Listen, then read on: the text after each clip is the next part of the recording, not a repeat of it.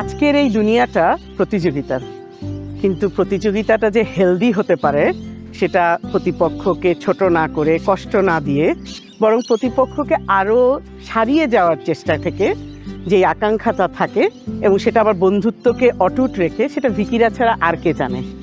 আমরা আমাদের হাউস ক্লাসগুলোতে তাই করে এসেছি বছরের পর বছর।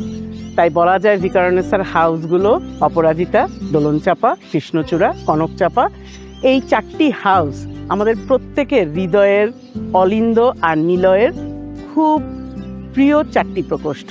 পুরানো সেই দিনের কথা বলবি কি রে, হায় সেই চোখের দেখা প্রাণের কথা সেই কি ভোলা যায়। আমাদের ভিকারুননিসা স্কুলে ছিল 4টা হাউস। ক্লাসের সবগুলো মেয়েকে এই 4টা হাউসে ভাগ করে প্রত্যেক বৃহস্পতিবার শেষ দুটো পিরিয়ডে হতো আমাদের হাউস ক্লাস। একদিকে ছিল নীলকণ্ঠী অপরাজিতা, তো অন্যদিকে হলুদিয়া কনকচাপা। একদিকে লাল কৃষ্ণচূড়া, তো অন্যদিকে শ্বেত শুভ্র দোলনচাপা। রং বেরঙের ব্যাচ পরে সিনিয়র জুনিয়র আপুরা মিলে মস্ত সেই অডিটোরিয়ামে যখন আমরা যেয়ে বসতাম, তখন হতো নানান রকম অ্যাক্টিভিটিস। কে সেরাতে সেরা, কোন হাউস জিতবে, সে কি ভীষণ উত্তেজনা। ছোটবেলায় এই প্রশ্ন কখনো মাথায় আসেনি যে এই হাউস ক্লাসগুলো কেন হতো, কিন্তু এখন বুঝি আমাদেরকে পড়ালেখার পাশাপাশি কো কারিকুলার অ্যাক্টিভিটিসের চর্চা করানোই ছিল এর কাজ। মোরা ভোরের বেলায় ফুল তুলেছি। হাউস ক্লাসটা ছিল একটা রিয়েলিটি ট্যালেন্ট হান্ট প্রোগ্রামের মতো। পাশাপাশি আমাদেরকে অলরাউন্ডার করে গড়ে তোলার চেষ্টায় সপ্তাহের কিছুক্ষণ সময় বরাদ্দ করা। কোনো সপ্তাহে দেখা যেত হচ্ছে উপস্থিত বক্তৃতা কিংবা গানের প্রতিযোগিতা, আবার পরের সপ্তাহে নাচ, আবৃত্তি কিংবা বিতর্ক। ভিকিদের মধ্যে অনেকেই আছেন যারা সাংস্কৃতিক অঙ্গনে, রাজনীতিতে কিংবা লিডারশিপ পজিশনগুলোতে দক্ষতার সাথে কাজ করে যাচ্ছেন। সবার মধ্যে থাকা সুপ্ত প্রতিভাগুলোর নার্চার হতো ওই হাউস ক্লাসেই। আবার দেখা যেত বছর শেষে অ্যানুয়াল স্পোর্টস ডেতে বেস্ট হাউসের হাতে মস্ত বড় একটা শিল্ড তুলে দেওয়া হতো। দোলনচাপার হাতেই আমি ওই শিল্ডটা বেশি দেখেছি বলে মনে পড়ছে। কোথায় আবার দেখা যদি হলো সখা প্রাণের মাঝে আয়। বাহ, দেখলেন তো কি সুন্দর করে আমার বন্ধু তার হাউসকে চেয়ার করে দিল।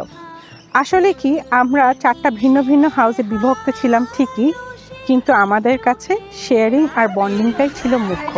ক্লাস 6 থেকে 10 পর্যন্ত সিনিয়র জুনিয়র সবাই মিলে একসাথে বসতাম আমাদের হাউসকে চেয়ার করার জন্য। আমাদের এই বন্ডিং আমরা আজীবন নিজেদের মধ্যে লালন করে এসেছি। এই অস্ট্রেলিয়াতেও এসেও সেই একই রকম। আসলে কি প্রতিযোগিতায় সে আমার প্রতিপক্ষ, কিন্তু দিন শেষে সে আমার প্রিয়জন, আমার পরম বন্ধু। আর এই জিনিসটাই শিখেছিলাম সেই হাউস ক্লাসের কথা ভুলবি কি রে, হায় সেই স্কুল ছেড়েছি সে 20 বছর আগে।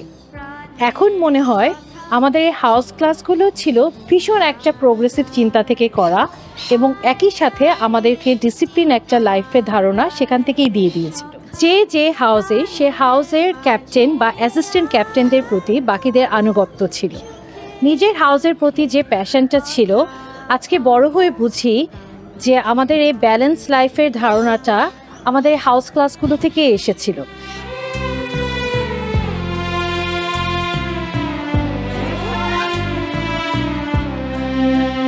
চার হাউসের মিলন মেলা হতে যাচ্ছে আমাদের আসন্ন গ্র্যান্ড রিউনিয়নে। টিকিটটা কেটে ফেলুন www.vaos.org এ গিয়ে। আমরা ফিরে যাব পুরনো সেই দিনগুলোতে, একটি ভীষণ আনন্দময় দিন কাটাবো, করব চ্যারিটি ওয়ার্ক। চলে আসুন, তবে দেখা হচ্ছে ইনশাল্লাহ। চোখের দেখা প্রাণের কথা সেই কি ভোলা যায়।